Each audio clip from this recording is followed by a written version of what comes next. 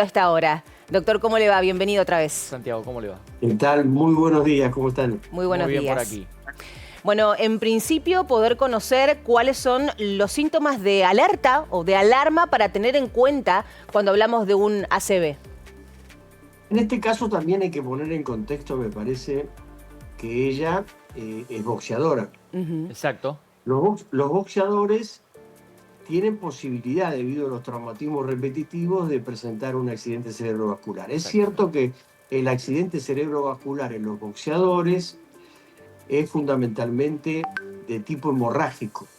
Claro. Es decir, se produce un sangrado dentro del cerebro por el traumatismo, que no es el caso de locomotora. Fue isquémico en este caso particular. Exactamente. En este caso es isquémico. Yo tuve la suerte, bueno, durante más o menos 20 años yo estuve a cargo del boxeo profesional en la Argentina, de todo lo que se refiere a la parte neurológica y médica. O sea que mi actividad era permanentemente el Luna Park, por ejemplo. Claro.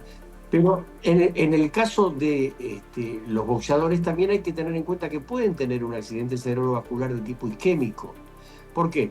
Porque los golpes repetitivos a nivel, por ejemplo, de la carótida, es decir, en el cuello, pueden producir una disección de la carótida. Si la carótida puede dividirse como en dos y a partir de ahí se puede originar un trombo y de ese trombo salir un coagulito y ese coagulito producir una isquemia transitoria.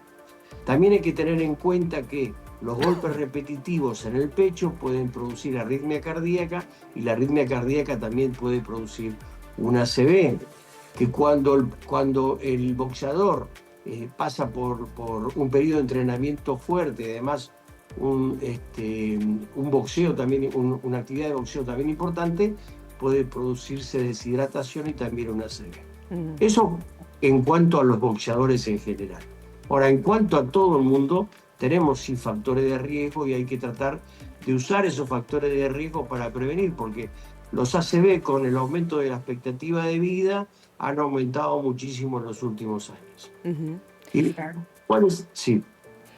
No, también consultarle, Andy lo mencionaba también, la conocemos del ámbito deportivo, pero en estos últimos años también se ha mostrado muy vinculada a la situación política de la provincia de Santa Fe fundamentalmente, que puede producir también un estrés constante y prolongado en estos últimos años en el cuerpo de una persona de 47 años, como la locomotora. Exacto. Sí. Hay factores de riesgo que son inevitables, que no podemos modificar, como la edad, por ejemplo, no la podemos modificar, el sexo tampoco y la raza tampoco.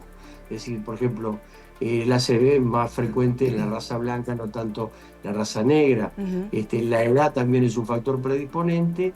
Y con respecto a la ACV, aunque parezca mentira, también es más frecuente, si bien por poco, en las mujeres que en los hombres. Ahora, eso no lo podemos modificar. Pero hay cosas que sí podemos modificar, como es, por ejemplo, controlarnos la tensión arterial y mantener una presión arterial acorde a nuestra edad.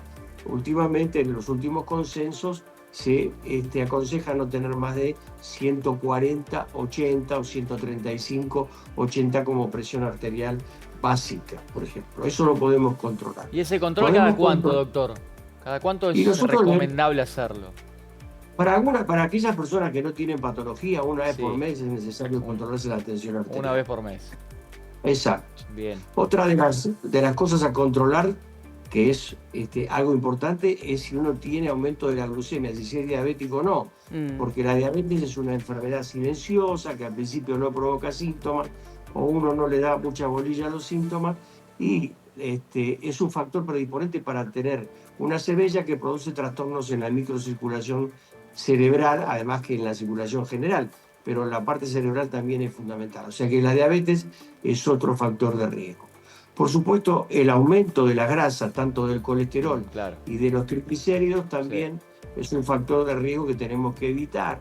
Es decir, por ejemplo, tenemos que ver qué grasas, si son saturadas o no saturadas, las que tenemos que consumir, para que no se nos formen las placas en la carótida, placas de grasa y de colesterol que impidan la circulación y que produzcan un embolia. El tabaquismo es otro factor de riesgo importante. La nicotina es un factor de riesgo porque produce disminución de la oxigenación y además provoca arritmias y trastornos cardiológicos y trastornos también a nivel de la conducción dentro del cerebro. El Bien. consumo de drogas ilícitas también es un factor de riesgo muy importante, y en las mujeres también un factor de riesgo importante en la toma de anticonceptivos, especialmente en aquellas mujeres que son migrañosas y además toman anticonceptivos. Tienen una frecuencia un poco más alta de tener una ACV.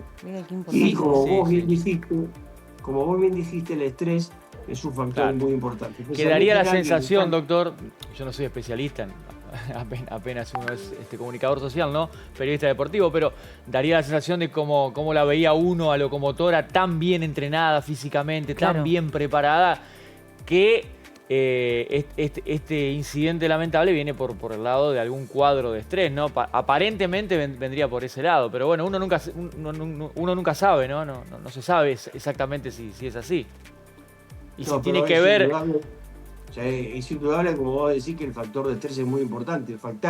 Pasar de una actividad que es el boxeo o el deporte, pasar a una actividad política donde es totalmente diferente, se requiere el uso de otras herramientas en las que uno está acostumbrado a utilizar, seguramente provoca un estrés, cansancio y demás. Y por ahí también una persona que está acostumbrada a entrenar permanentemente, por ahí ha dejado de entrenar como cuando entrenaba antes. Eso también tiene bastante que ver con la posibilidad de tener un accidente cerebrovascular. Los síntomas. Es bueno saber a qué le tenemos que prestar atención, doctor. ¿En qué cuestiones tenemos que prestar atención que el cuerpo te va avisando, no? Y el cuerpo te avisa si vos tenés una ACV. El ACV tiene algunas características. Primero, la mayoría de las veces se provoca en forma brusca. ¿Y qué es lo que te produce? Por ejemplo, en el caso de ella, lo que tuvo es, como vos bien dijiste, tuvo primero un periodo de confusión o nubilación, como estar en el aire, como perder el sentido de la realidad. Otra es la pérdida de conocimiento, eso también, perder el conocimiento sin ninguna causa aparente puede ser una ACV. La otra cosa a tener en cuenta es la dificultad en el lenguaje. Si uno pierde el lenguaje normal, no puede expresarse correctamente también. Y como en el caso de ella también, la pérdida de fuerza, que puede ser en un brazo o puede ser todo en un hemicuerpo, por ejemplo. Como en el caso de ella, que tiene un accidente cerebrovascular que afecta el cerebro derecho, pero toma el hemicuerpo izquierdo. Esas son cosas a tener en cuenta, y otra cosa a tener en cuenta también son los trastornos en la visión. Bien. Doctor, siempre es un placer poder conversar con usted porque es muy claro en el mensaje, y fundamentalmente estas cuestiones. A qué estar pendientes y atentos cuando se trata de una situación que es además tan urgente en cuanto a la atención que requiere luego de padecer estos síntomas que usted está marcando. Vamos a seguir conversando, obviamente esperamos que pronto nos encuentre otra nota. Y por otra parte, que mejore obviamente el estado de salud de la locomotora Oliveras. Un abrazo desde aquí. Claro que sí. Doctor, impecable. Gracias, es muy amable. Muchas gracias. Buena mañana. Igualmente para usted.